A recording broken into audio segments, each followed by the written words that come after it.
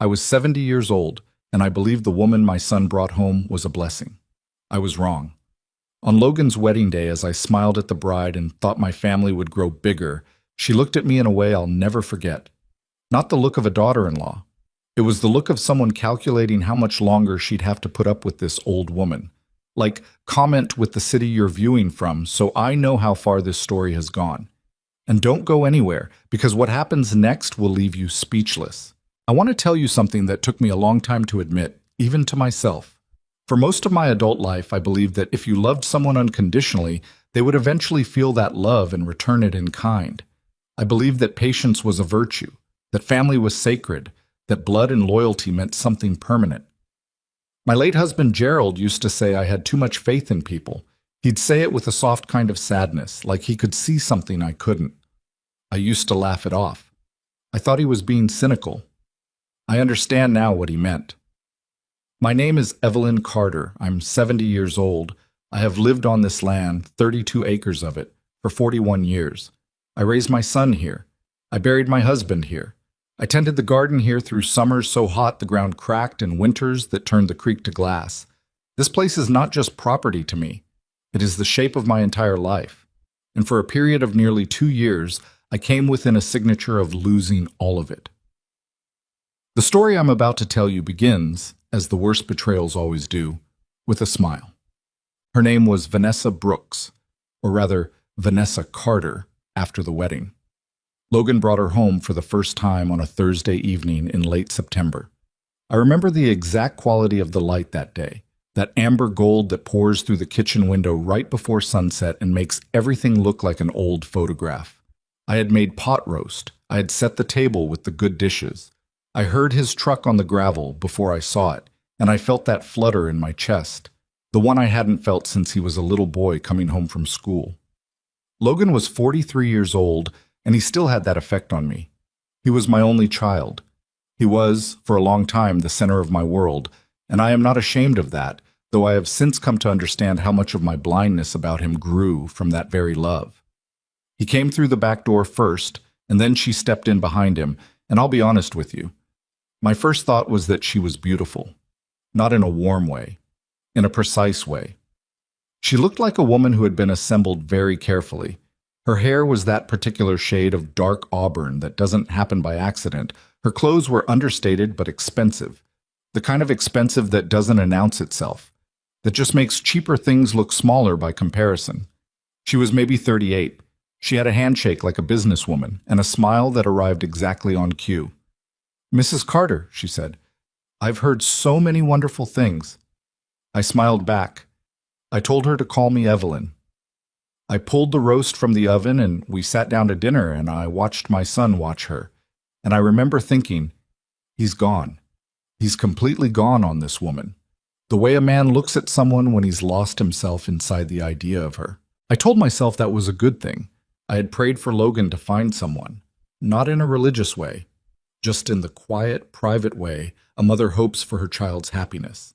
He'd had a rough decade, a failed marriage in his early 30s, some financial trouble he never fully explained to me, a period of distance between us that had only recently started to close.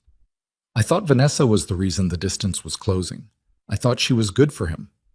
The dinner went fine. She complimented the roast. She asked about the property with what seemed like genuine curiosity. She said it was beautiful, that she'd never been out this far from the city, that she couldn't imagine how peaceful it must be. She held Logan's hand on the table. I washed the dishes after they left, and I thought, well, maybe this will work out after all. That was my first mistake. Not the trusting. I think trust is mostly a reasonable instinct. The mistake was what I chose not to notice, because I wanted so badly to believe. Amuk. They came back 3 more times before Thanksgiving. Each visit was pleasant enough, or close enough to pleasant, that I couldn't put a name to what felt off. But something did feel off. Little things. The way Vanessa's eyes moved around the house when she thought I wasn't watching, not with admiration but with assessment.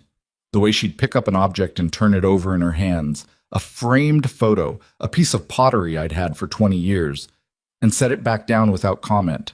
The way she'd ask questions about the property that went slightly past the point of polite curiosity. "How many acres did you say?" she asked once, the second visit. 32, I said. She nodded. And you manage all of this yourself, since Gerald passed? I have some help, I said. Neighbors. A man named Dale, who does the heavy maintenance. That must be exhausting, she said. At your age. There it was. I caught it, and I let it pass because I am a woman who has spent 70 years learning to pick her battles. But I filed it away. At your age. She had been here twice, and she was already measuring me against my age. Logan didn't catch it, or if he did, he didn't react. He was in the other room looking at his phone. By Thanksgiving, I had added 3 more small moments to my quiet collection of things I wasn't sure what to make of. They weren't big enough to confront anyone about. They never are at first. That's the whole design of it. I know now. The small things are meant to accumulate without ever crossing the line where you can point at them clearly and say, there, that is the problem. The engagement happened fast. February. Logan called me on a Sunday morning and told me they were getting married in June, 4 months away. That's quick, I said. I know, he said. But when you know, Mom. I asked if I could throw them an engagement dinner. He sounded pleased. He said he'd check with Vanessa. She agreed to the dinner, but she had suggestions about the guest list, about the food, about what I should or shouldn't bring up in conversation. She said it all with that careful smile, framing everything as thoughtfulness. I just want it to be comfortable for everyone. You know how Logan gets when politics come up. Maybe we keep it small. I get overwhelmed in large groups. I kept the party small. I made the food she preferred. I didn't bring up anything that might disturb anyone. And I remember sitting at my own table that night, in my own house, and feeling like a guest. My oldest friend, Dorothy, pulled me into the kitchen at one point and looked at me over her reading glasses and said quietly, Evelyn, I need you to tell me you're not just going along with everything that woman says. She's nervous, I said. New family, new situation. Dorothy pressed her lips together. She didn't push it. But she looked at me the way Gerald used to, like she could see the thing I was choosing not to see. The wedding was June 14th. I want to be careful here because I don't want to rewrite what happened through the lens of what I know now. In the moment, I was trying very hard to simply be a mother at her son's wedding. I wore the dress I'd bought with Dorothy, a soft blue that Logan had always said looked good on me. I had my hair done. I brought a card and a check and a handwritten letter, because I believe in handwritten letters. But from the moment I arrived at the venue, a rented hall about 40 minutes outside of town, nicer than I'd expected, something felt wrong in my body. Not a thought. A physical sensation. A low, persistent pressure in my sternum, like before a storm. The seating had been arranged by Vanessa. I discovered my seat at the ceremony during the rehearsal walk-through the evening before, and I stood there for a moment and just looked at it. Row 4. Not the front row. Not even the second. Row 4, on the end, slightly behind a column that partially obstructed the altar. There must be a mistake, I said to no one in particular. One of the venue staff glanced at the chart. Mrs. Carter, that's what was written. I found Logan. He was with the groomsmen, laughing about something. I touched his arm, and he turned and I showed him the seating chart. He looked at it. He looked at me. And then he said, Mom, Vanessa did most of the planning. I didn't really get involved in the seating. Row 4, I said, behind a column. I'm sure it's fine, he said. You'll still be able to see. I stood there and looked at my son, this man I had raised, and I thought, this is not about the seating. The seating is just the part I can point to. What I can't point to is the thing underneath it, the decision that led to the seating, the conversation that was had about where to put the mother of the groom. I went back to my seat. I sat in row 4. I watched my son marry Vanessa Brooks behind a column. At the reception, I found myself at a table with people I didn't know.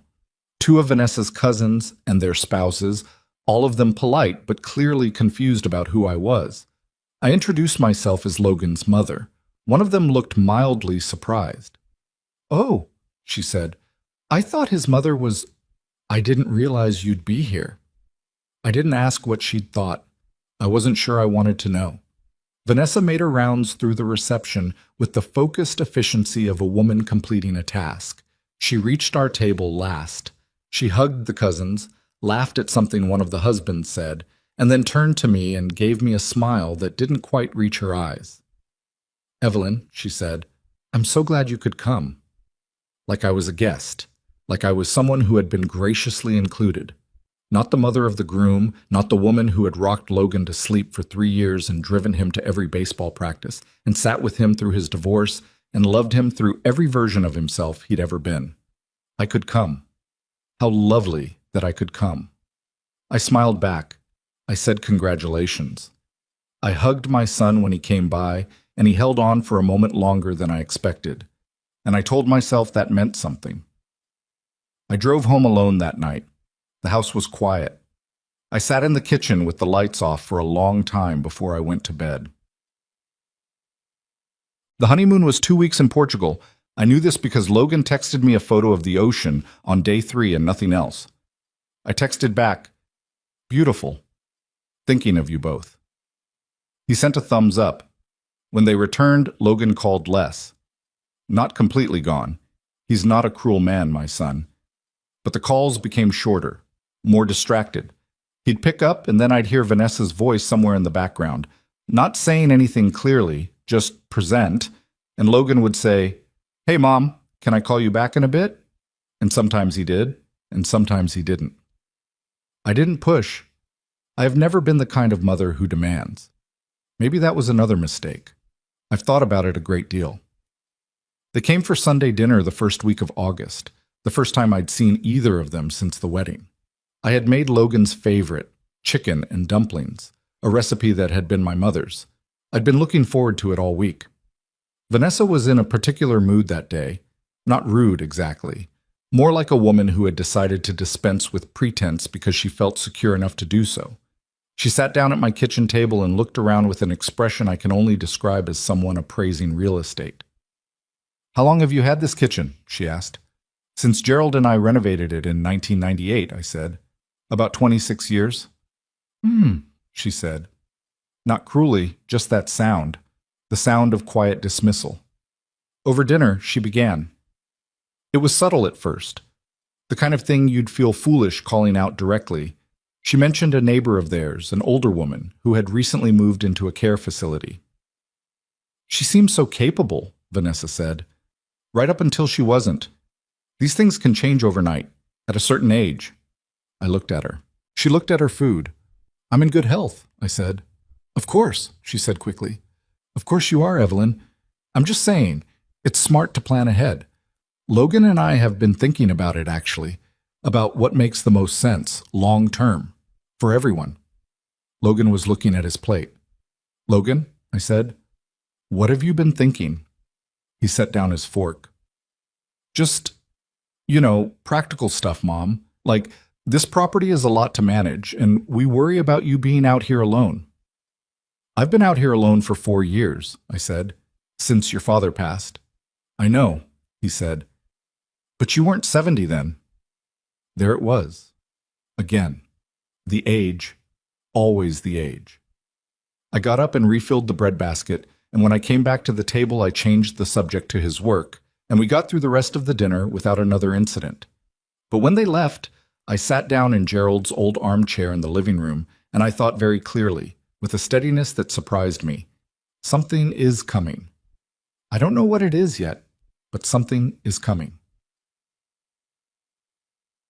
September brought a visit I hadn't expected. Logan called Tuesday morning and said Vanessa was in the area and wanted to stop by. Just Vanessa, not Logan. She arrived at 11 with a leather folder under one arm and an expression I was beginning to recognize, that polished concern, that practiced care. We sat in the living room. She declined coffee. "Evelyn," she said, "I want to talk to you honestly, woman to woman." I said nothing. I watched her. "Logan worries about you. I know he doesn't always say it directly. That's just how he is. But he lies awake at night. This property, your finances, making sure you're protected, it's a lot of anxiety for him." "I wasn't aware he was anxious," I said. "He doesn't want to burden you," she said. "But the truth is, managing this kind of estate, the upkeep, the tax implications, It's complicated, Evelyn. And at some point, it might make more sense to simplify. Simplify, I repeated. Sell the property, she said, and she said it smoothly, like it was the natural next word after the previous ones, like it followed logically and had nothing to do with anything other than my well-being. Use the equity. Move somewhere with community around you. Assisted living facilities now are really remarkable. They're nothing like what people imagine. I looked at this woman who had been my daughter-in-law for 11 weeks, this woman who had seated me behind a column at my own son's wedding. I'll keep that in mind, I said. She stayed another 20 minutes. She left the leather folder on my coffee table. I waited until her car was off the gravel and then I opened it. Inside were brochures for 3 assisted living facilities and a 1-page summary, typed, professional-looking, outlining the estimated value of my property and what a sale might yield. Someone had put real time into this. Someone had researched my property's estimated value. Someone had prepared materials. I closed the folder. I sat there for a long time. Then I got up and walked through my house, every room, slowly. The kitchen with the window that catches the afternoon light. The hallway where Logan's school photos still lined the wall because I'd never taken them down. The room that had been Gerald's study, that still smelled faintly like him on certain days when the weather was a particular kind of damp. My bedroom, where I had slept in the same bed for 40 years. I walked back to the kitchen and sat down at the table, and I did something I hadn't done in quite a while. I let myself feel the full weight of what was happening. Not the polite version of it, the real version. The version where my son's wife had just sat in my living room and told me to sell my home and move into a facility because... What? Because it would be easier for them? Because she'd done the math and didn't like the answer? I felt something harden in me that day. Not anger, exactly. Or not just anger, something older and quieter than anger. Something that said, you have lived through things that would have broken other people. You buried your husband. You raised a child alone for periods. You kept this land. You are not going to hand it to someone who calculated its value before she'd been married 3 months. You are not going to sign anything. But I also understood that I was alone, and that whatever they were planning was more organized than a casual conversation over Sunday dinner. That folder told me that. The typed summary told me that. Someone had made calls, done research, prepared materials. I needed to be smarter than they expected me to be. That night I called Dorothy. That folder, Dorothy said when I'd finished telling her. Her voice had gone very flat. She left it in your house. On my coffee table, I said. A long silence. Then, Evelyn, you need a lawyer. I know, I said. Not someone Logan knows, someone yours. I know, I said, again. I had a name already, actually.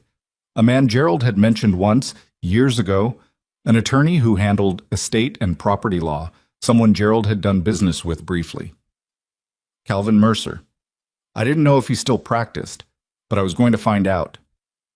I set the brochures on the kitchen counter and I looked at them for a moment. Then I picked them up and put them in the recycling bin, and I went to bed. I slept better than I'd expected to. I want to be clear about something. Even as I tell you this story, I did not stop loving my son during any of this. That's the part that doesn't get said often enough, I think. You can love someone completely and still see clearly that they are doing you harm. The love doesn't protect you from the harm. In some ways, it makes it harder to protect yourself because you keep hoping the person will choose differently if you just give them the right moment, the right words, the right look across a table. I had given Logan those moments. I had given him those words. He had looked at his plate. He was a grown man who had made his choices.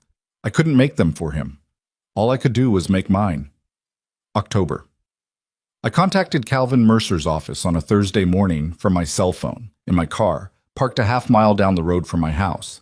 I didn't fully know why I took those precautions. Instinct. A feeling that the walls might have ears, which is a paranoid thought for a woman sitting alone in her own house, and yet I trusted the instinct. His assistant told me he still practiced, that he had a small firm 2 towns over, that he specialized in estate law and elder asset protection. That last phrase, elder asset protection, was not something I'd encountered before, but I understood immediately why it existed. I made an appointment for the following Tuesday. That weekend, Logan called and asked if he and Vanessa could come for dinner the following Sunday. I said, of course. He sounded relieved, which told me something. He sounded like a man who'd expected a harder conversation and was glad it hadn't happened yet. Vanessa wasn't mentioned in the call. I didn't bring up the folder. We talked for 12 minutes about his work and the weather and whether the garden had done well this year. I said the garden had been wonderful this year, that the tomatoes especially had been something remarkable, that Gerald would have loved them. Logan was quiet for a moment. Then he said, yeah, he would have. Some part of him was still in there. That's the thing that kept breaking my heart. Some part of the boy I'd raised was still in there, under all of it. I just didn't know yet whether it was enough. Welcome, Tuesday. Calvin Mercer's office was in a brick building on the main street of a town called Harwick, which was small enough that I didn't recognize anyone when I walked in. I was glad of that. He was a man of about 60, with the kind of face that had been arranged by decades of listening to difficult stories without flinching. He shook my hand. He offered coffee. He sat down and he listened. I told him everything: the wedding, the dinners, the visits, the folder with the brochures and the typed summary. When I finished, he was quiet for a moment. Then he said, Mrs. Carter, Evelyn, what you're describing is a pattern that I see with some regularity. It has a name. Financial elder abuse doesn't always look like theft. Sometimes it looks like concern. The words landed somewhere deep in my chest. What I'd like to do, he said, is understand the full picture of your assets, your property, your accounts, any outstanding financial arrangements. There's something, I said. Something I haven't told anyone. He waited. I told him about the ranch. 40 years ago, before Gerald and I had Logan, before the property on Miller Road where we built our home and our life, Gerald had inherited a parcel of land from his uncle, a working cattle ranch about 60 miles east, through terrain that got rough enough that most people didn't know it was there. When Gerald's uncle died, the land came to Gerald outright, and Gerald, being Gerald, quiet and careful and thinking 20 years ahead, had put the deed solely in my name. He said, I told Calvin Mercer, that a man never knows what'll happen to him, and he wanted to make sure I'd always have something that nobody could take from me. At the time, I'd thought it was a sweet gesture, a loving one. I hadn't really thought about the value. And no one knows about this property? Calvin asked carefully. Gerald's lawyer knew, I said. Gerald's lawyer is dead. The deed is in my safe at home. I never refinanced it, never listed it, never borrowed against it. It has no mortgage. It has tenants.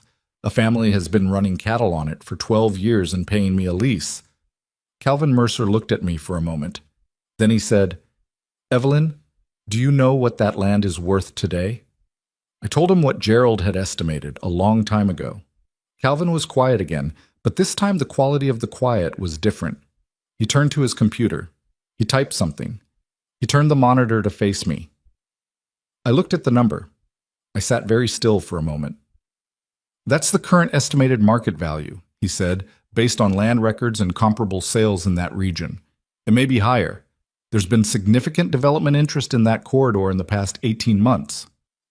The number was not what Gerald had estimated. The number was much, much larger.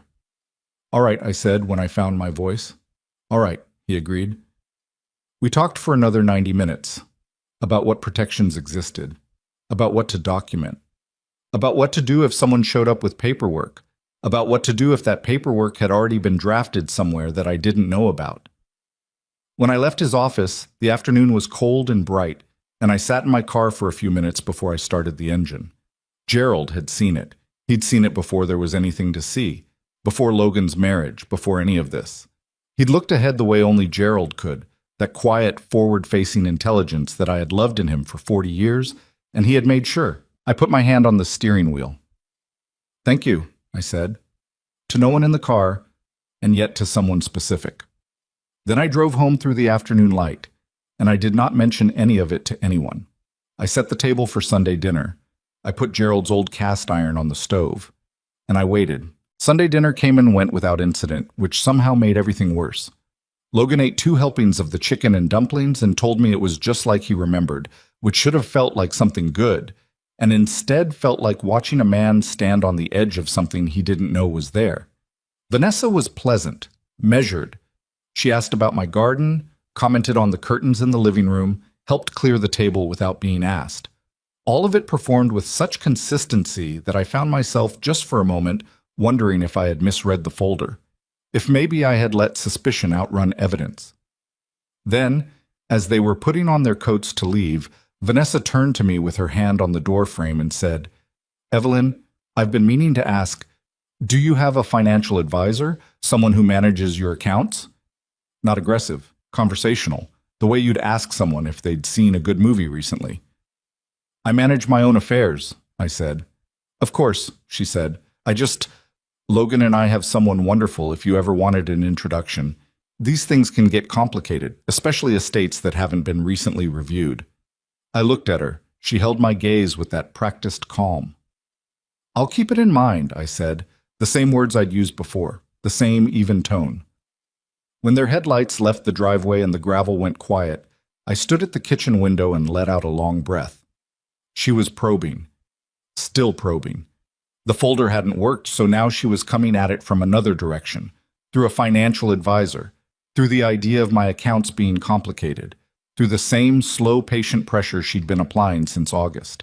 What she didn't know, what neither of them knew, was that I had already been to see Calvin Mercer twice more since that first Tuesday in October. We had been building something, quietly, the way you build anything that has to be strong. Calvin had advised me to do several things that most people would consider excessive. Document every conversation. Keep a notebook, not on my phone, a physical notebook, and write down the date, the time, and the substance of anything Vanessa or Logan said to me about my property, my finances, my age, or my living situation.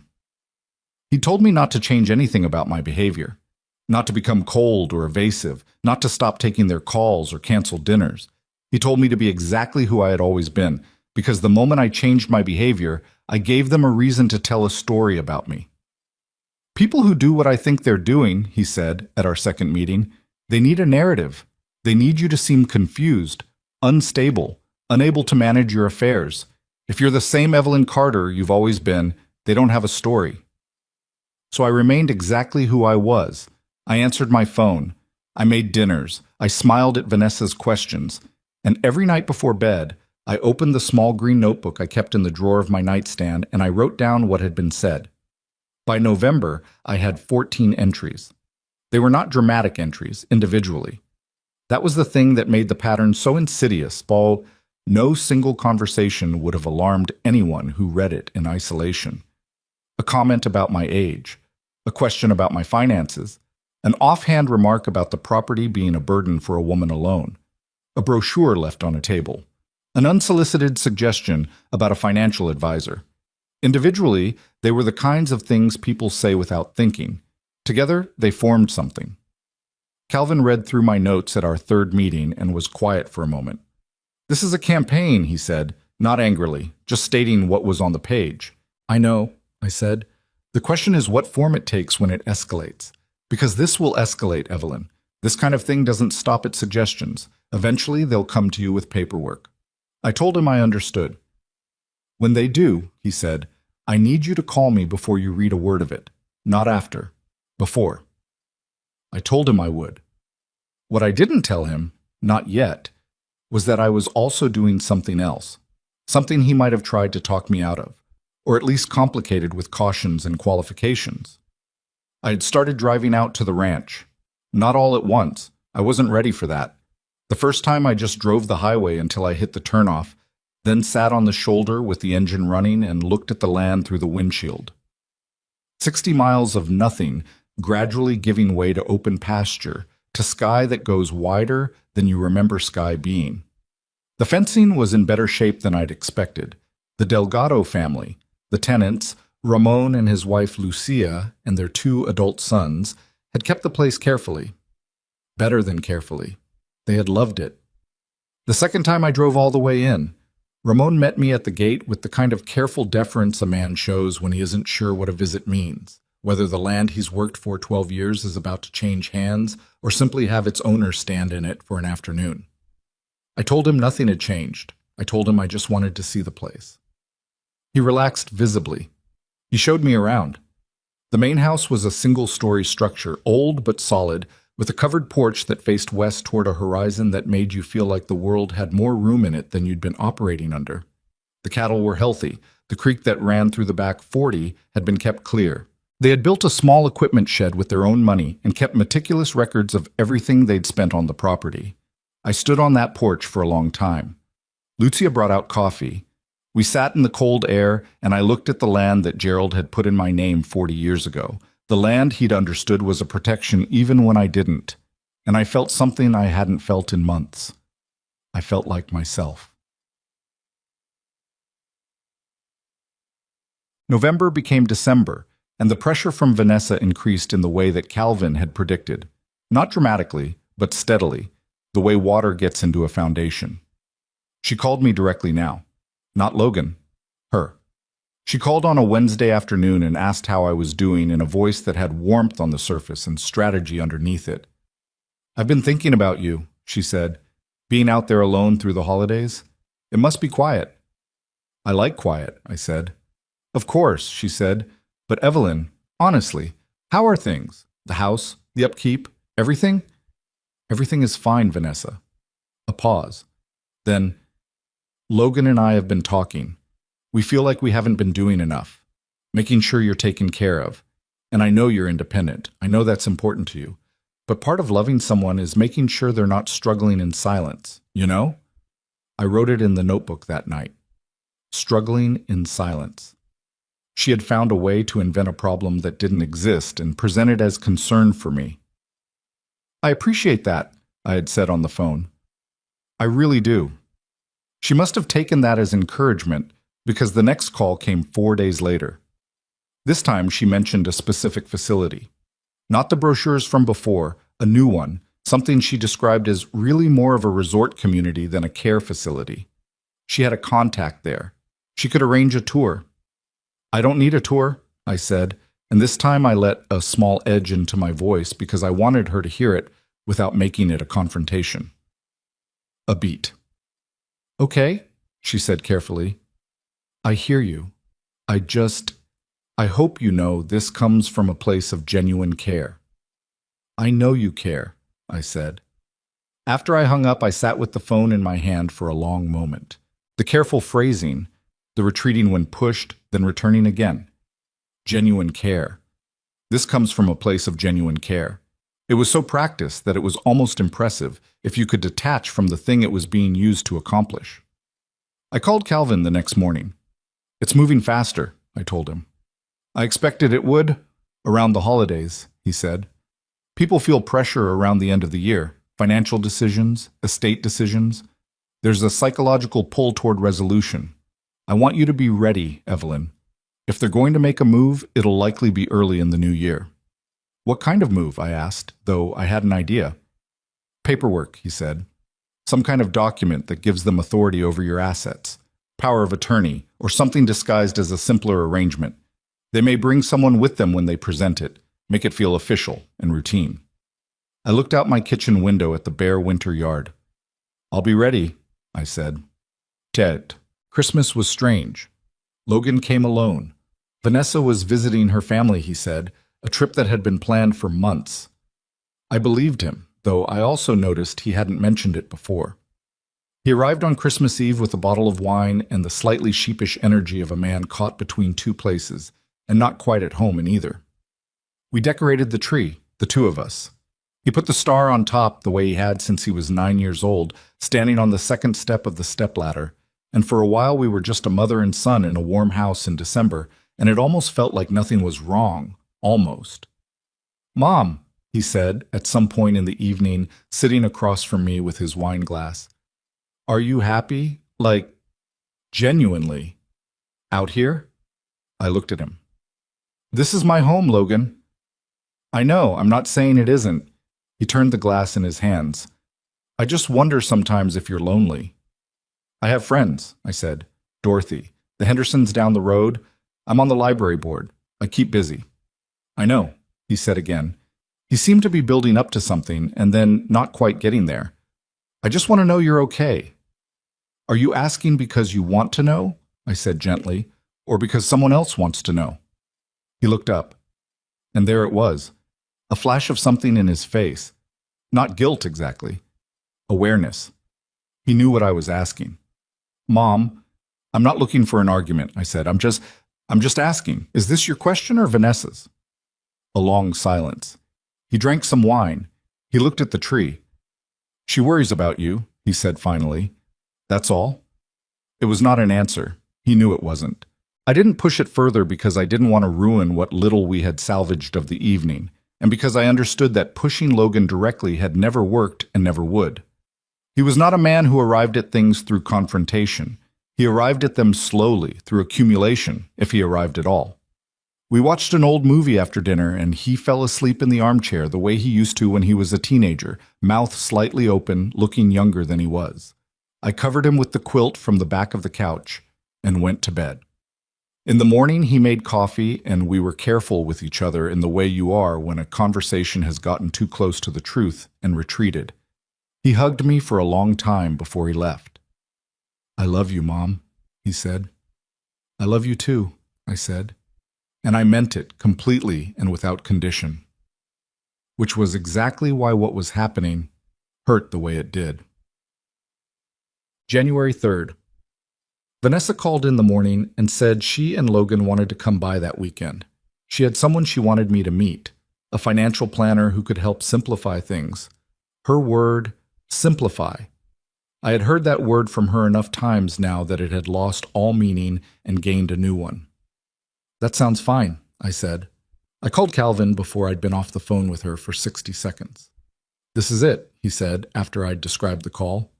You think? A financial planner with documents at a home visit, he said.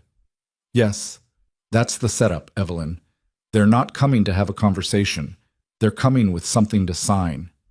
I felt something cold move through me that wasn't quite fear, closer to the feeling right before something inevitable. What do I do? I asked. You let them come, Calvin said. You be exactly yourself. You don't refuse the meeting. You don't want to trigger anything before we're ready. But I need to know the date and time, and I need you to have your phone accessible. We've been building documentation for 3 months. If they present paperwork this weekend, we're going to be ready in a way they are not expecting. He told me what he was arranging. As he talked, I sat at my kitchen table and looked at the small green notebook on the counter. 14 entries now, 18 with the December calls. One more thing, Calvin said. When they're there, let them talk. Don't argue. Don't defend yourself. If they show you papers, take them, read them slowly, tell them you want to think it over. Just give them enough rope. Give them enough rope, I repeated. Exactly. After I hung up, I opened the notebook to a fresh page and wrote the date and the time of the call and what had been said. Then I closed it and put it back in the drawer. I looked around my kitchen, the window with the afternoon light, the cast iron on the stove, the photograph of Gerald and me on the wall by the doorway, taken the year we bought this property. The two of us standing in the front yard, looking like people who had no idea yet what their lives were going to hold. We'd had no idea. But Gerald had still thought ahead. He had still put that ranch in my name with the quiet certainty of a man who loved someone enough to protect them from things neither of them could see yet. I had spent months feeling afraid, I realized. Afraid of what Vanessa was building toward. Afraid of what Logan would or wouldn't do. Afraid of what a signature on the wrong document might cost me. Sitting at that table, I felt the fear go somewhere else. Not gone, but moved aside, the way you set something heavy down so you can pick up the right tool. Whatever was coming on Saturday, I was not walking into it alone, and I was not walking in unprepared. I had spent 41 years on this land. I had built something here. Gerald had built something here. And somewhere 60 miles east, on pasture that carried his uncle's name and his careful love for me, there was a piece of this earth that not one person outside that law office in Harwick knew existed. They were coming to take everything from a woman they had decided was too old to defend herself. They had no idea who they were dealing with. Saturday came the way that dreaded things always do. Too quickly and with ordinary weather. A pale January sky, the ground still hard from the week's frost, the bare trees along the fence line standing like witnesses who had seen everything and said nothing. I was up at 6. I made coffee. I sat at the kitchen table for a long time without moving, the way I used to sit before Gerald's harder medical appointments, the ones where we both understood the news might be something we couldn't take back. There's a particular kind of stillness that comes over you when you know a day is going to change something. Not panic, not even dread exactly. Just a sharpness in the air, like every object in the room is slightly more present than usual. I had called Calvin the night before to confirm everything. He had told me to keep my phone in my cardigan pocket with the volume low. He told me he had arrangements in place and that I would not be alone in that room for long. He also told me, again, not to sign anything. Whatever I was shown, however it was framed, however casual or urgent or caring they tried to make it feel, not one signature. Even if I feel confused, I had said, half joking. You won't feel confused, he said. You're the sharpest person in this situation. They just don't know that. I dressed carefully that morning, not formally. I didn't want to signal that I was prepared for anything, but, well, the dark green sweater Logan had given me 2 birthdays ago. My good slacks. My hair done the way I always did it. I wanted to look exactly like what they had decided I was. A 70-year-old woman living alone in a house too big for her, a little soft around the edges, a little behind the times. I wanted to look like someone who trusted people too much. It was the easiest costume I'd ever worn, because it used to be who I was. They arrived at 11, which was later than they'd said, 10:30. And I had spent that half hour sitting in the living room with a book open in my lap that I did not read. When I heard the crunch of gravel, I didn't move immediately. I let them knock. There were 3 of them. Logan, Vanessa, and a man I didn't recognize. 50s, soft-spoken looking, carrying a leather briefcase and wearing the kind of forgettable blazer that says I'm a professional without specifying what kind. He was introduced as Paul Reeves. Vanessa said he was a financial and estate planning specialist who had helped several of their friends' parents through similar transitions. It's wonderful to meet you, Mrs. Carter, Paul Reeves said, shaking my hand with the measured warmth of a man trained to put elderly people at ease. Vanessa has told me so much about you. I smiled. I offered coffee. I brought out the good cups because I am my mother's daughter, and I will not stop being who I am for anyone, even in the middle of a war. We sat in the living room, Logan and Vanessa on the couch, Paul Reeves in the armchair across from me, his briefcase settled beside him like it had its own appointment. I sat in my chair, the one that had been Gerald's, with my hands folded and my face pleasant. Evelyn, Vanessa began, and I noticed she no longer asked whether she could call me that. We wanted to do this here, in your home, because we wanted it to feel comfortable, not like an office, not like something intimidating. I appreciate that, I said. The truth is, she continued, and she leaned forward slightly, that gesture of intimacy she'd perfected. Logan and I have been doing a lot of thinking about the future, about making sure everything is structured the right way so that you're protected. I looked at Logan. He was looking at the coffee table. Protected from what? I asked. Paul Reeves smoothly took the question. Well, Mrs. Carter, from the unexpected, medical costs, property liabilities, the complexity that comes with managing an estate alone at a point in life when that complexity can become genuinely burdensome. What we're proposing is a structure that simplifies all of that for you. There was that word again, simplify. I see, I said. What kind of structure? He reached into the briefcase. The papers were more substantial than I'd expected. Not a single document, but a set of them, perhaps 20 pages total, tabbed with those small adhesive arrow stickers that indicate signature lines. He laid them on the coffee table in front of me with the practiced ease of a man who had done this before, many times. This is a combined instrument, he said. A durable power of attorney, a financial management authorization, and a property administration agreement. In practical terms, it allows Logan and Vanessa to act on your behalf in financial and property matters, to simplify decisions, handle accounts, and if necessary, manage any sale or transfer of assets to make sure your long-term care needs are met. I let a silence sit there for a moment. I looked at the papers. I looked at the little adhesive arrows. Handle any sale or transfer of assets. Long-term care needs. There it was, wrapped in the language of protection and love, about as subtle as a hand around a throat that hasn't squeezed yet. That sounds like a lot, I said, and I let my voice carry just a small thread of uncertainty. Not helplessness, just a woman encountering complexity. It sounds like more than it is, Vanessa said gently. In practical terms, Evelyn, it means Logan can take things off your plate.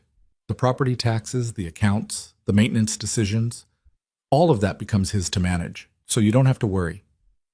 And the property itself? I said. My house? A brief exchange of glances between Paul Reeves and Vanessa, quick enough that they thought I didn't catch it. The administration agreement includes a provision, Paul said carefully, that in the event you decide, sir, or a medical professional determines, that independent living is no longer the best option, Logan and Vanessa would have the authority to make arrangements, including the property. I picked up the document. I turned it over in my hands the way Vanessa used to turn over my things. I looked at the signature lines. And this notarized? I said.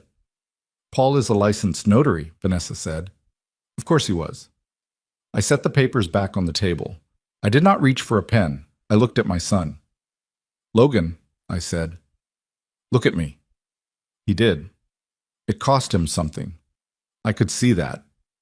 His eyes had the particular quality of a man who has been told to believe one version of a story and is now being asked to look directly at another. Do you understand what these papers say? I asked him. Not what Vanessa or Paul told you they say, what they actually say. Mom, he started. Because what I'm hearing, I said, my voice still even, still without accusation, is that if I sign these documents, the two of you would have the legal authority to sell my home and put me in a facility. Is that what you understand them to say? It's not like that, Vanessa said quickly. It's a contingency, Evelyn, for emergencies. A contingency that requires my signature to activate, I said. Paul Reeves cleared his throat. Mrs. Carter, I understand this can feel. I'd like a moment with my son, I said. Just my son. Another quick exchange of glances. Then Vanessa said lightly, Of course, Paul and I will step outside. They went to the porch. I heard the front door close. Logan and I sat looking at each other across the coffee table with those papers between us. Talk to me, I said. Not the version Vanessa prepared. Talk to me like my son. He put his elbows on his knees. He rubbed his face with both hands, and for a moment he looked very much like the boy he'd been at 16, sitting in the same room, trying to explain something he'd done that he knew was wrong. She says you're not managing well, he said finally, that you're behind on things, that the property is costing more than you have coming in. And you believe that? I said.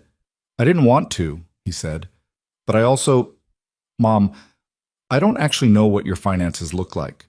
You've never talked about it. Because it's mine, I said. The same way your finances are yours. I've managed this property and everything on it for 41 years without anyone's help. I know, he said. Do you? I said. Not harshly, just needing him to hear it. He was quiet. The clock on the mantel ticked. Logan, I said, I need you to understand something. If I sign those papers, I lose this house. Not maybe. Not in an emergency. Your wife has been planning this since before your wedding. You know that, don't you? On some level? He didn't answer, which was, in its own way, an answer. I'm not going to sign these, I said. He looked up. Mom, I'm not, I said, and my voice did not shake. And I need you to understand that I am not confused. I am not declining. I am not struggling in silence. I know exactly what is on this table and exactly what it would mean. Before he could answer, the front door opened and Vanessa came back in, and behind her, not Paul Reeves, not this time, came a cold draft of January air. Evelyn, she said, and the warmth was still there in her voice, but thinner now, like paint worn through in places. I know this feels sudden. These things always do. But the truth is, Logan and I have been talking to professionals. We've done the research, and this is genuinely the best thing. I'd like to keep the documents to review, I said. She paused. Of course. But we did hope to get this wrapped up today. Paul has other appointments. Then he should keep them, I said pleasantly. Something shifted in Vanessa's face. Not dramatically, just a small tightening around the eyes, the expression of someone whose timeline has just been disrupted and is recalculating. Evelyn, her voice dropped half a register. The warmth stepped aside and something more direct moved in. I want to be honest with you. Logan and I are worried, not just about the property, about you. We've spoken with a doctor. I felt my stomach drop, but I kept my face still. A doctor, I said. A geriatric specialist, she said. Someone Logan and I consulted just to understand what signs to look for. And some of the things we've observed over the past few months, the way you've been a little forgetful, a little... What things? I said. Name one specific thing. She blinked. Well, you forgot Logan's birthday call this year. I called Logan on his birthday, I said. He didn't answer. I left a message. A beat. I have the phone record, I said. If you'd like to see it. Another beat. Longer. Vanessa looked at Paul Reeves, who had reappeared in the doorway. He looked at his briefcase. Logan was staring at the carpet. And I looked at all of them, and I felt something I hadn't expected to feel in that moment. Calm. Real calm, not the performed kind. Because I had been waiting for the lie that was too specific to survive contact with the truth, and she had just told it, and it had done exactly what lies do when they meet evidence. I reached into my cardigan pocket and took out my phone. My thumb found Calvin's number. I pressed call. It rang twice. Evelyn, Calvin said. Ready when you are. Ready, I said. I set the phone on the coffee table, face up, speaker on. Vanessa's eyes went to it. Who is... she started. The knock at the front door was firm and deliberate. Logan went very still. I got up from Gerald's chair and walked to the door and opened it, and Calvin Mercer stood on my porch with two other people, a woman I hadn't met, holding a digital recorder, and a man in his 40s in a dark jacket who introduced himself with the quiet authority of someone who carries a badge. Mrs. Carter, Calvin said, I'm sorry for the timing. I believe we're needed. I stepped back and let them in. What happened in the next few minutes was not the dramatic confrontation that people imagine when they picture a scene like this. There was no shouting. There was no moment where anyone collapsed or confessed. Real life doesn't work that way. It's messier than that, quieter in the wrong moments and louder in the ones you don't expect. Paul Reeves looked at the man with the badge and went the particular color of a person doing rapid private arithmetic. Vanessa stood very still, and I watched her process it. The arrival at the door, the recorder, Calvin's presence, my phone on the table.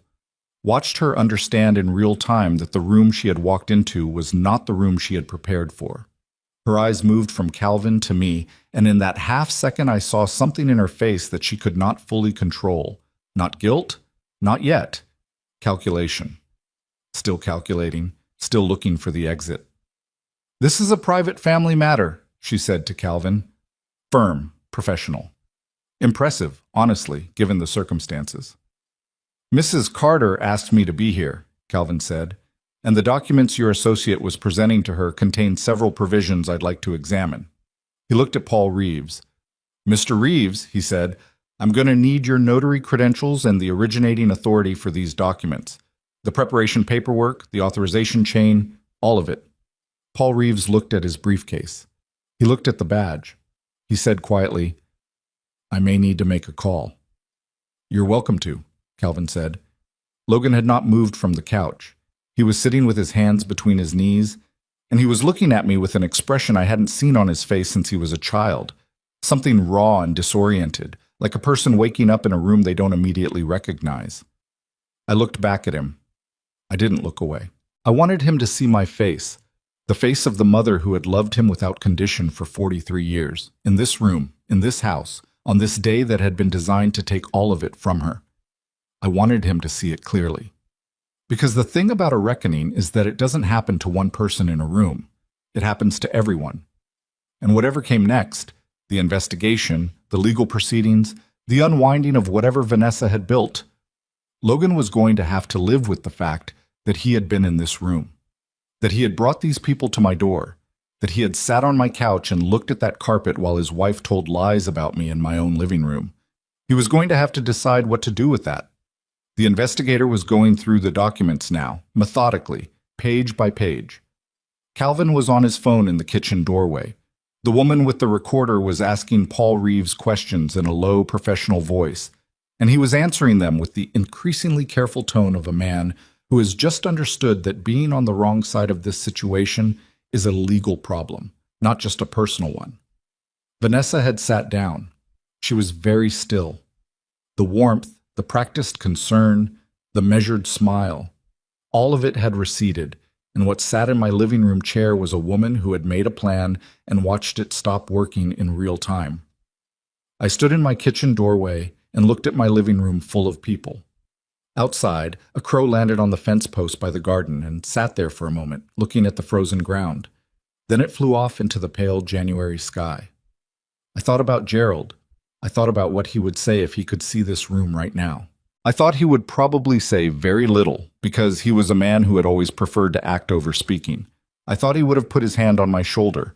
I felt very clearly the absence of that hand. And then Calvin came back from the kitchen and said, "Evelyn, there's something in these documents I need you to see." And I turned back to the room and we got to work. What Calvin needed me to see was buried on page 11 of the 20-page document set. A clause written in the kind of language that is specifically designed to not be read. Dense, subordinate, tucked between two paragraphs about healthcare directives and indemnification. He had circled it in pencil while he was on the phone in my kitchen doorway, and he set it in front of me on the table without saying anything, just pointed. I read it twice. The clause authorized Logan and Vanessa, upon execution of the power of attorney, to act as sole trustees of any real property held in my name, including property not specifically enumerated in the document. Any property, not just the house on Miller Road. Any property held in my name. They didn't know about the ranch. I was certain of that. But someone, Paul Reeves or whoever had drafted these documents, had written the language broadly enough to capture anything. A fishing net, not a spear. Cast wide and see what comes up. I looked up at Calvin. He looked back at me. "They went wide," I said quietly. "They went very wide," he said, "which tells me whoever drafted this was thorough. This isn't a document that was put together over a weekend." I thought about that, about the timeline. The wedding had been June. The folder with the brochures had appeared in October. These documents had language that took time to draft, review, and prepare. Someone had been working on this before October. Possibly before the wedding. I set the document down. There are moments when the full shape of something becomes visible all at once, like when you step back from a painting you've been standing too close to and suddenly see what it actually is. I had been telling myself that Vanessa had started this after the wedding, that Logan's distance and her pressure campaign were things that had developed gradually in the months since June. But the document said otherwise. The document said someone had been planning this longer than I'd understood. She had married my son with this already in motion. I don't know that I had a word for what I felt in that moment. It wasn't just betrayal, though it was that. It was something more like the ground shifting. That sensation when a thing you thought was solid turns out to have been hollow underneath all along. Calvin touched my arm briefly. "Evelyn, I need to ask you something, and I need you to think carefully before you answer." "Ask," I said. "The ranch," he said. "Where's the deed?" "My safe," I said. "In the bedroom." He nodded once. "I think it's time." I want to tell you what the room looked like when I came back from the bedroom with that deed in my hand, because I think it matters. Vanessa was sitting in the armchair with her phone face down in her lap, no longer making any pretense of warmth or concern. The mask had not fallen off dramatically. It had simply become unnecessary, the way a coat comes off when you're already indoors and everyone knows it. She looked like what she was, a woman who had been caught mid-reach and was now assessing the damage. Paul Reeves was at the far end of the couch, answering the investigator's questions with the voice of a man carefully choosing every word. His briefcase was open on the floor beside him, the documents inside it being photographed one by the woman with the recorder. He had, I noticed, stopped looking at Vanessa entirely. The particular avoidance of a person who has understood that the alliance he walked in with is no longer one he wants to be publicly affiliated with. Logan was still in the same spot. He had not moved, barely, in the past 40 minutes. There was coffee in front of him that had gone cold. He was looking at nothing. I walked to the center of the room and I set the deed on the coffee table. Not dramatically, not the way you'd imagine it in a movie, some kind of flourish.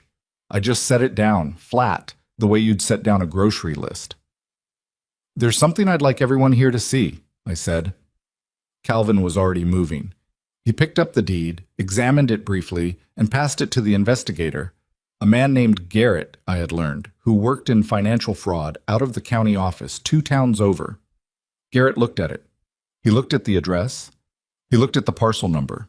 He looked at Calvin. "This is recorded?" Garrett said. "Recorded and clear," Calvin said. "No liens, no mortgages. Sole ownership, her name only, uncontested since the original conveyance."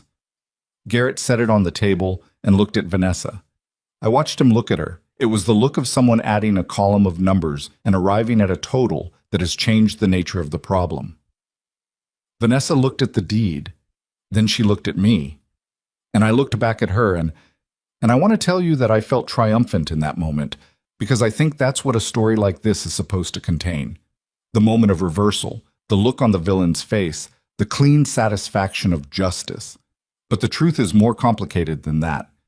What I felt was something tired and sad and old under the steadiness, because the woman across from me had made herself into a predator, and the man on my couch, the man I had brought home from the hospital 43 years ago, the boy I had read to sleep and driven to school and worried over and loved without limit, had let her into my home and sat there while she tried to take everything.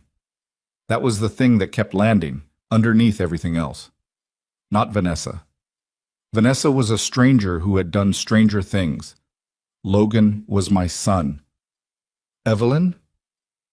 Vanessa's voice, when it came, was different from any version of it I had heard before. Not warm, not measured, not professional, just flat and direct. "That property was never mentioned. We had no idea." "I know you didn't," I said. "That was the point." A silence. "The document Mr. Reeves prepared," Calvin said from across the room, "contains language broad enough to have captured this property upon execution. Whether or not that was the specific intent, the effect would have been the same." He looked at Garrett. "That's relevant to the question of scope." Garrett nodded and wrote something down. "I want a lawyer," Paul Reeves said. It was the first thing he'd volunteered in 20 minutes. "That's your right," Garrett said without looking up. "What?" "I don't want to give you the impression that the next several hours were orderly, because they were not. Legal proceedings, even preliminary ones, are not clean. People get phone calls. People step outside. Papers get looked at by multiple people in sequence, handed back and forth, questioned and re-examined. Calvin was on his phone 3 times. Garrett's colleague arrived, another investigator, a woman named Tran, and the 2 of them worked through the documents with the patient efficiency of people who had done this before and understood that thoroughness now prevented problems later. Vanessa called someone. I didn't hear the conversation. She took it on the porch, but when she came back in, she sat down and didn't say anything else for a long time. Logan asked me, at some point in the middle of all of it, if he could speak to me in the kitchen. I looked at him for a moment. Then I nodded. We stood by the kitchen counter, not far apart, and I noticed that he looked like he'd aged in the past 2 hours. Not physically, but something in the way he was carrying himself was different. The particular posture of a person whose version of events has been revised in real time and hasn't yet figured out what replaces it. "Mom," he said. "I didn't know about the ranch." "I know you didn't," I said. "I didn't know what was in those documents," he said. "Not the details. She told me it was—" He stopped, pressed his mouth closed, started again. "She told me it was just financial planning, standard stuff, to protect you." "Logan," I said, "you brought a notary to my house." He flinched. "I know. You sat on my couch while a man told me he could authorize the sale of my property if someone decided I wasn't capable of living independently." I know," he said again, and his voice had gone rough in a way that I recognized. The sound of someone who has been holding something at a distance and has just run out of distance to hold it at. Did you know she'd been planning this before the wedding? I asked. It was the question I'd been sitting with since I read the clause on page 11, and I needed to ask it directly, even though I was afraid of what he'd say. He looked at me. His face was its own answer, not the answer of a man confessing. The answer of a man who doesn't know, who genuinely cannot tell me with certainty, and that uncertainty was in some ways more devastating than a clear yes would have been, because it meant he had been close enough to all of this to have known, and had chosen, on some level, not to look. I don't know, he said. I don't know when it started. I nodded. I looked out the kitchen window at the frozen yard, the same yard I had looked out at for 41 years. I need you to understand something, I said. I'm not angry at you because you have a wife who wanted things from me. People want things. That's human. I'm angry at you because you are my son, and you sat on that couch. He said nothing. You could have called me, I said. At any point in the past 6 months, you could have called me privately and said, Mom, I don't understand what's happening, or Mom, I'm being asked to be part of something I'm not sure about. You could have done that. I know, he whispered. But you didn't, I said, and I need you to sit with that, not for my sake, for yours. I went back into the living room. It was mid-afternoon by the time Garrett had everything he needed for the initial phase of the investigation. He explained to me, carefully, without legal promises, that what he'd documented constituted grounds for a formal fraud inquiry. The documents had multiple irregularities. Paul Reeves's notary status, it turned out, had a complication. His commission had expired 4 months prior, which meant any notarization he performed was legally void and potentially fraudulent. The language of the instruments themselves had been structured in a way that obscured their true function.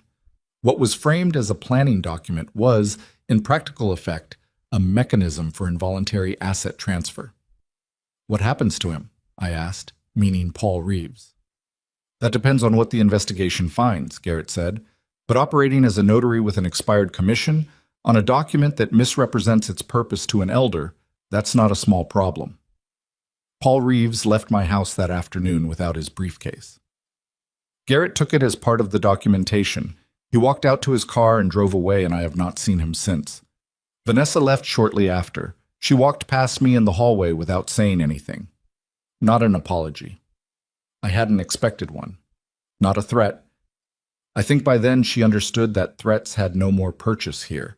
She just walked past me in her expensive coat, and I stepped back to let her through, and she went out the front door. The last thing I saw was her profile as she walked to the car, that careful, precise face, looking straight ahead. Not at Logan's truck, not at the house. Ahead. Already somewhere else in her mind. Logan stood in the driveway for a moment after her car was gone. He stood there in the January cold without his jacket, just stood there with his hands at his sides, and I watched him from the doorway. He turned and looked at the house. Looked at me. I'm sorry, he said. 2 words, out there in the cold. I don't know what I expected from that moment. Some kind of release, maybe. Some sensation of a knot coming loose. What I actually felt was much smaller and quieter than that. Just the ordinary sadness of a mother watching her son stand in the cold having arrived, too late and the wrong way, at a truth he should have found months ago. I know, I said. Is there anything I can do? Not today, I said. Go home, Logan. We'll talk. He nodded. He got in his truck. He drove away. I stood in the doorway alone and let the cold air come in around me for a moment before I closed the door. Calvin stayed another hour. We sat at the kitchen table with the deed between us, and he walked me through the next steps with the patience of a man who understood that information is only useful if it's absorbed, not just heard. The ranch, he explained, needed to be formally registered with updated contact information and a documented protective trust structure going forward. Not because it was at risk now. It wasn't. The fraud investigation had effectively neutralized the immediate threat. But because proper documentation was a permanent protection that I should have established years ago and hadn't, simply because I'd never thought I'd need it. Gerald put it in your name for a reason, Calvin said. Now we make sure it stays there, with walls around it. What kind of walls? I asked. A properly structured trust, he said, with independent trustees named by you. Not Logan. Not anyone you're currently in a family relationship with. People you choose, with no stake in the outcome. I thought of Dorothy. I thought of a few others. I can do that, I said. He gathered his things to leave, and at the door he paused and looked at me with the expression of a man who has seen a lot of these situations and has learned not to make predictions. You held up very well today, he said. A lot of people, when the room fills up the way it did, they lose their footing. You didn't. I had a good reason not to, I said. After he left, the house was very quiet. I walked through it again the way I had that day in October, after Vanessa left the folder on my coffee table. Every room, slowly. The kitchen, the hallway, Gerald's study, my bedroom, where the safe sat in the closet, empty now of the document that had changed everything in that living room. I stood in the bedroom doorway for a long time. The ranch, 60 miles east through country that got rough and wide open before it gentled into pasture. Ramon and Lucia's lights probably on by now, the cattle settled for the evening, the creek frozen at the edges but running through the middle the way it always did, stubborn and quiet and continuous. Gerald had looked at a piece of land 40 years ago and seen something worth protecting, not just dirt and grass, a foundation, a guarantee, a thing that could stand between someone he loved and the worst of what people were capable of. He had put my name on it and never made a performance of it, never said, "Look what I've done for you," just did it the way he did most things, quietly, practically, thinking further ahead than I ever gave him credit for. The grief of missing him hit me differently that evening than it usually did. Not the soft daily grief of a familiar absence, something sharper, more specific. I wished he could have been in that living room. Not to see Vanessa's face when the documents were examined, or Paul Reeves going pale, or the investigator writing in his notebook. Not for any of that. I just wanted Gerald to know that the thing he'd done, that quiet, careful thing, had mattered in exactly the way he'd intended. I went to the kitchen and made dinner for one, the way I did every night. Soup, bread, the radio on low. Ordinary things, made strange by the weight of the day. I sat at the table and ate and let the silence be what it was. The green notebook was still on the counter, 18 entries. I opened it to a new page and wrote the date, and then I sat for a moment with the pen in my hand, thinking about what to write. Finally I wrote, "Today they came. Today I did not sign." Today, the deed was on the table and the room understood what it meant. Then I wrote one more line, the one I hadn't been able to say aloud to anyone because there was no one to say it to. It isn't over yet, but I'm still here, and this is still mine. I closed the notebook. I put the soup bowl in the sink. I turned off the kitchen light. Outside, the January dark had settled completely over the property, over the frozen yard and the bare fence line and the 32 acres that had held my life for 41 years. And somewhere 60 miles east, in country wide enough to make you feel like the world had more room in it than you'd been operating under, a piece of land waited in the dark with my name on it, patient, silent, exactly where Gerald had left it. I went to bed, and this time I did not lie awake. The weeks after that Saturday did not feel like victory. I want to be honest about that, because I think people expect a certain kind of story, the kind where the moment the threat is neutralized, everything gets bright and easy, where the woman who has been wronged walks out into clean sunlight and everything settles into its right place. That is not what happened. What happened was that the house got very quiet, the investigation ground forward at the pace that legal processes always grind, and I woke up every morning into the same complicated life I had always had, just with different things in it now. Garrett's office was thorough. Over the following 6 weeks, Calvin kept me updated in measured increments. What had been confirmed, what was still being examined, what the likely trajectory was. Paul Reeves's expired notary commission was the cleanest piece of it. That had no ambiguity. He had presented himself as a licensed notary on a legal instrument while operating with a commission that had lapsed, and he had done it in the context of a document designed to transfer asset control from an elderly woman to parties who stood to benefit financially. That combination had a name in the law, and the name was not a comfortable one. The documents themselves, the power of attorney, the financial management authorization, the property administration agreement, were found to have been prepared by a firm 2 states over that Calvin described to me as operating in a gray area. Not an outright fraud operation, but a practice that specialized in instruments for families seeking to gain financial authority over older relatives. Instruments that were technically legal in isolation, but structured in ways that courts had found problematic when the circumstances surrounding them were examined. Garrett's colleague, investigator Tran, had apparently encountered this firm before. Vanessa's direct legal exposure was more complicated, Calvin explained, because she had not prepared the documents herself. She had engaged people to prepare them, and the question of what she had directed versus what she had simply signed off on without full understanding was the kind of thing that took time to establish. I did not follow every detail. What I understood was this: the scheme had unraveled. It had unraveled before I signed anything, and the people who had built it were now answering questions they had not planned to answer.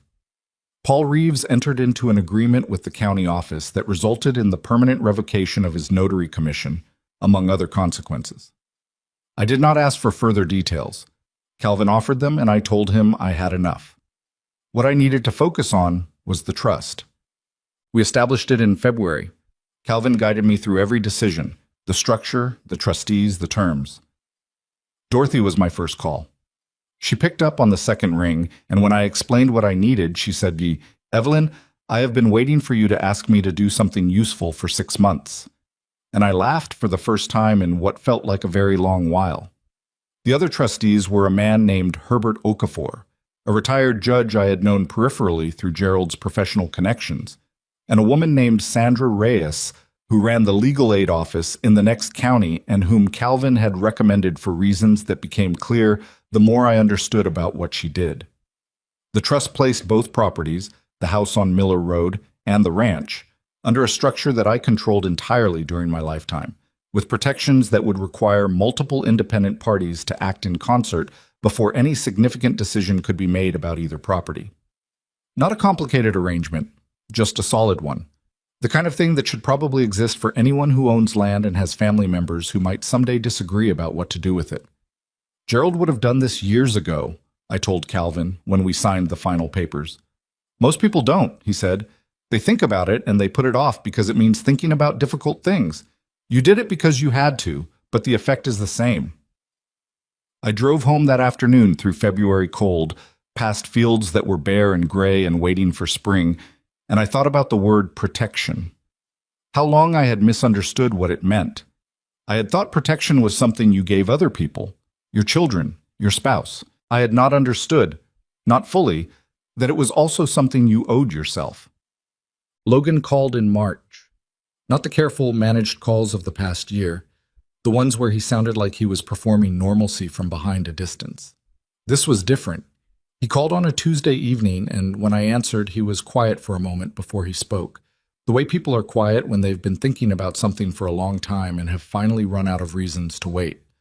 "I need to tell you something," he said, "and I don't want you to. I'm not calling for forgiveness.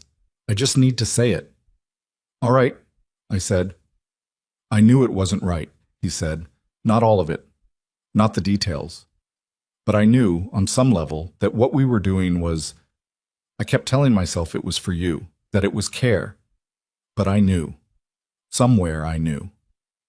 I sat with that for a moment. "Why are you telling me now?" I asked. "Because she's gone," he said. "Vanessa. She left in February. It's over." I had expected to feel something sharp at that news. Relief, or told you so, or some version of satisfaction. What I actually felt was a kind of exhausted sorrow, for all of it, for the whole arc of the thing, for the version of my son who had fallen in love with someone who used that love as a means to an end, for the years this had taken from both of us that we were not going to get back. "I'm sorry," I said, and I meant it, which surprised me a little. Not sorry that she was gone, sorry that he had to go through the unraveling of it, sorry that love, even when it's aimed at the wrong target, still hurts when it ends. "You're sorry," he repeated, like he hadn't expected that word from me. "You're my son," I said. "I don't stop caring about what happens to you because you made bad choices. That's not how this works." He was quiet again for a long moment. "How does it work then?" "Slowly, I said, and with a lot of honesty, and you don't get to skip the honest part because it's uncomfortable. No, he said. I know. We talked for 40 minutes that night. Not about the investigation, not about the documents or the living room or any of the specific mechanics of what had happened. About other things. About Gerald. About a summer when Logan was 12 and we all drove out to see a piece of land his father had inherited from an uncle, and Logan had complained the whole way about being bored, and Gerald had let him complain without comment. And when they got there, Gerald had just stood in the pasture for a while with his hands in his pockets, looking at the horizon. I never understood what he saw in that land, Logan said. It wasn't what he saw, I said. It was what he was thinking about. What was he thinking about? Us, I said. He was always thinking about us. Logan was quiet for a long time after that. When he spoke again, his voice was thicker than before. I want to do better, he said. I know that's easy to say. It is easy to say, I agreed. So don't say it too much, just do it. He called the following Tuesday, and the one after that. Spring came to the ranch the way spring always does in that part of the country, gradually and then all at once, the pasture going from winter gray to a green so sharp it almost looked wrong. I had started driving out every few weeks, not just to check on things, though I did that too, partly just to be there, to stand on that porch the way Gerald had stood in the pasture 40 years ago, with my hands in my pockets, thinking. Ramon and Lucia had been confused, at first, by my increased presence. Not unwelcoming, they had always been gracious, but uncertain about what it meant. One afternoon in April, I sat on the porch with Lucia and just told her. Not all of it, but enough. About the documents, about what had almost happened, about the trust. She listened without interrupting. When I finished, she was quiet for a moment, and then she said something that stayed with me. My mother's house, she said. Her brother sold it when she was in the hospital. She came home and it was gone. She never talked about it, but it stayed in her, like something broken that never set right. I looked at her. I'm sorry. I'm glad you didn't sign, she said simply. That afternoon, sitting on that porch in the April warmth, I started thinking about something that had been forming at the edges of my mind since February. Since Sandra Reyes, one of my trustees, had told me over coffee after one of our meetings about the number of people she saw in her legal aid work who were in situations like mine had been, or worse.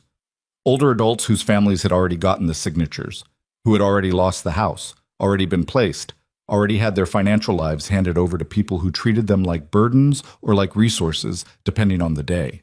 How many? I'd asked her. In this county alone, she said. More than you'd think. And most of them don't have a Calvin Mercer. Most of them don't know they can push back. That number had not left me. I talked to Calvin about it in May. I had an idea that I had been turning over long enough that it had gotten real enough to say out loud, and I wanted someone practical to tell me whether it was possible or just a 70-year-old woman with too much time and a large piece of land.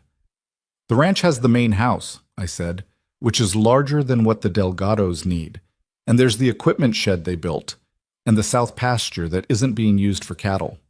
What I'm thinking is a center, not a facility, not an institution, a place where people could come for legal guidance, for counseling, to understand their options before they're in the room with the documents. Calvin looked at me for a long moment over his desk. A resource center, he said. Call it what you want, I said. I want it to be the thing I didn't have, the thing that someone like me can walk into and say, I think something is wrong, and have someone actually listen. That takes money, he said. Operating costs, staff, liability. I know, I said. I've been doing the math. He raised his eyebrows slightly.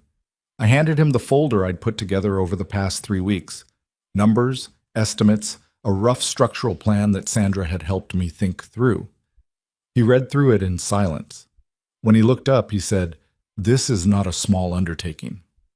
I know, I said. You'd be committing a significant portion of the ranch's operating income for the first few years, at minimum. I know that too.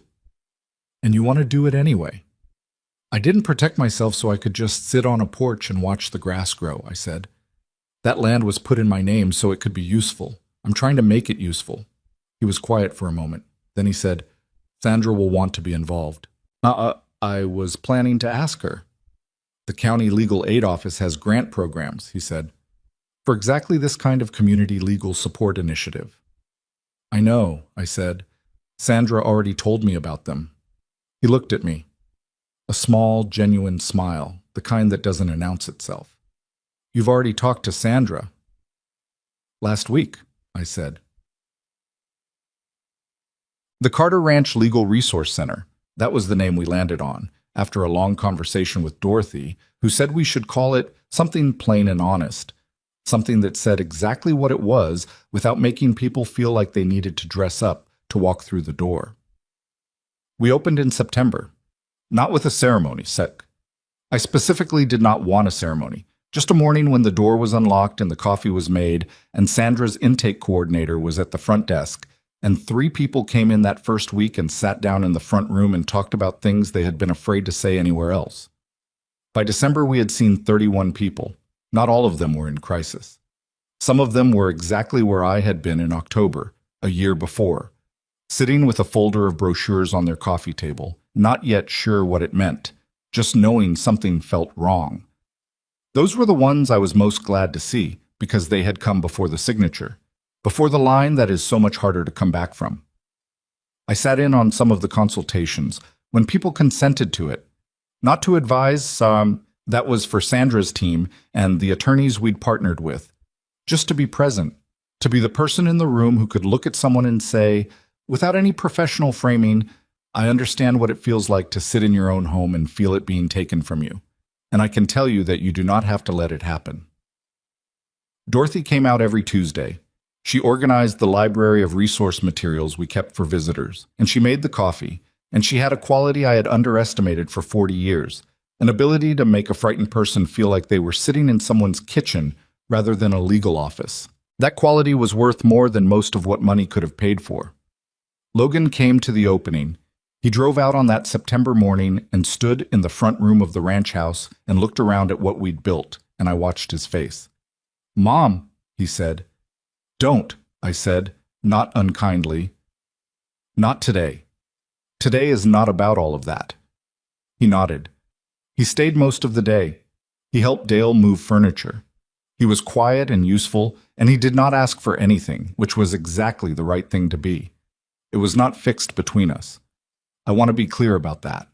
Some things that break do not return to their original shape, and a relationship between a mother and a son who brought a notary to her house is one of those things.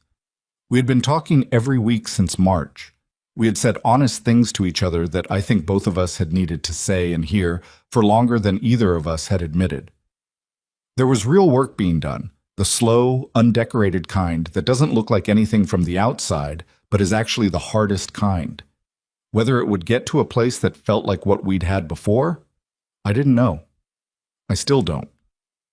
What I know is that Logan shows up now in the ways that matter, not with grand gestures, with phone calls on ordinary Tuesdays, with a willingness to hear things that are difficult to hear, with the particular quality of a person who has looked at something he did and chosen not to look away from it, which is harder than it sounds. That is not nothing. It is not everything. It is what we have. Vanessa did not contact me again after that January day. I have no information about where she went or what she did next.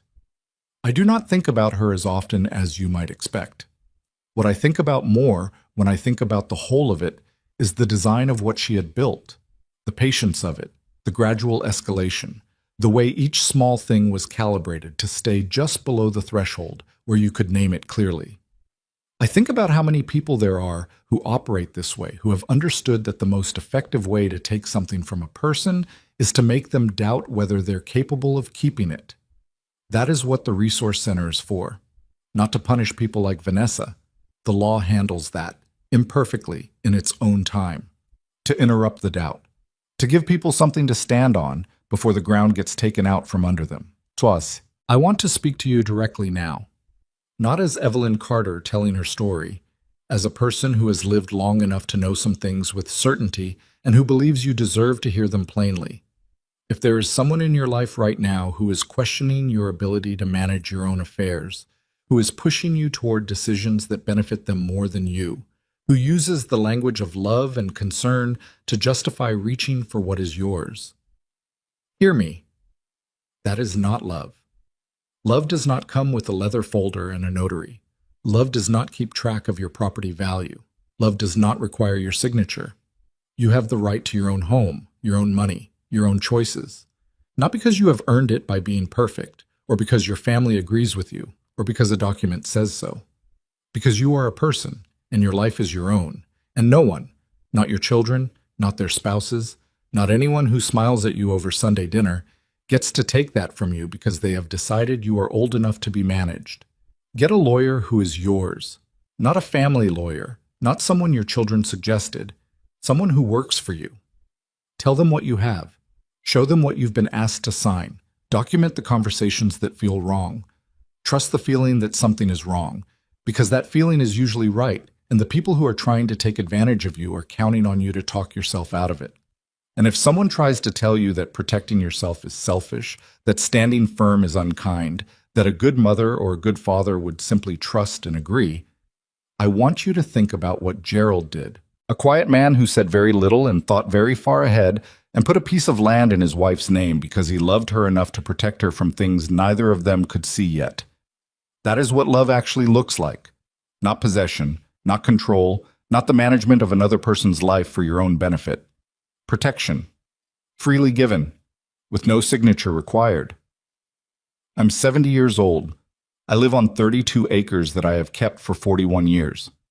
60 miles east, on open land that goes wider than you remember land being, a resource center is open on Tuesday mornings, and there is always coffee, and there is always someone who will listen. My son calls on Tuesdays. Dorothy comes every week. The Delgado family tends the cattle, and the creek runs clear through the middle of the south pasture, and the tomatoes, come August, are still something remarkable. Gerald would have loved them. I am still here. This is still mine. And I have learned, later than I should have, with more pain than was necessary, but learned nonetheless, that those two sentences are worth protecting with everything you have, because they are everything. Spring came to the ranch the way spring always does in that part of the country. Gradually, and then all at once, the pasture going from winter gray to a green so sharp it almost looked wrong. I had started driving out every few weeks, not just to check on things, though I did that too, partly just to be there, to stand on that porch the way Gerald had stood in the pasture 40 years ago, with my hands in my pockets, thinking. Ramon and Lucia had been confused at first by my increased presence, not unwelcoming. They had always been gracious, but uncertain about what it meant.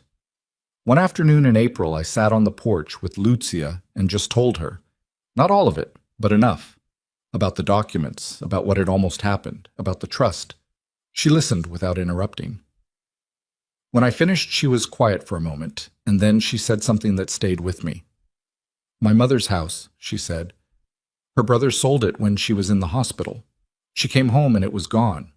She never talked about it, but it stayed in her, like something broken that never set right. I looked at her. I'm sorry. I'm glad you didn't sign, she said simply. That afternoon, sitting on that porch in the April warmth, I started thinking about something that had been forming at the edges of my mind since February.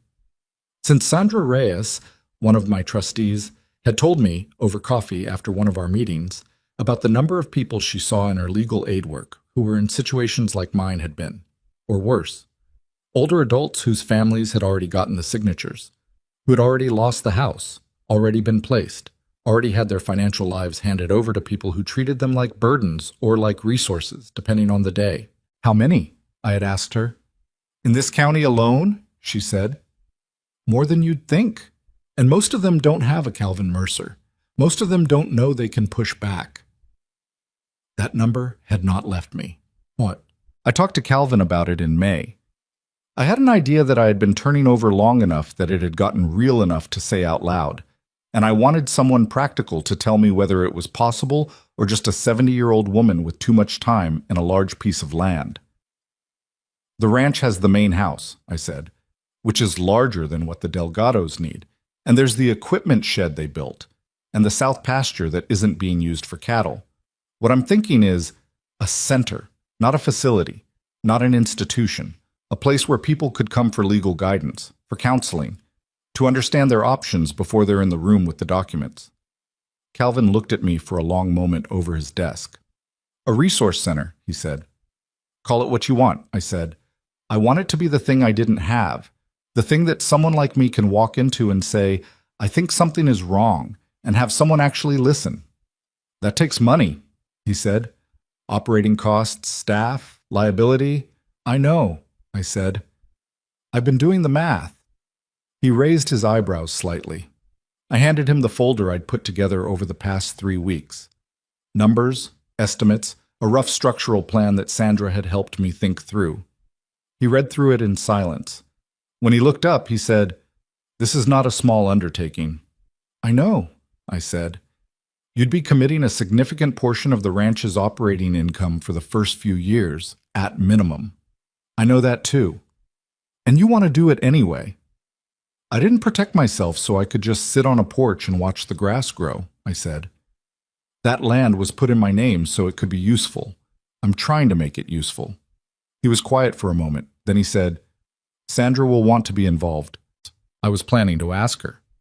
The county legal aid office has grant programs, he said, for exactly this kind of community legal support initiative. I know, I said. Sandra already told me about them. He looked at me.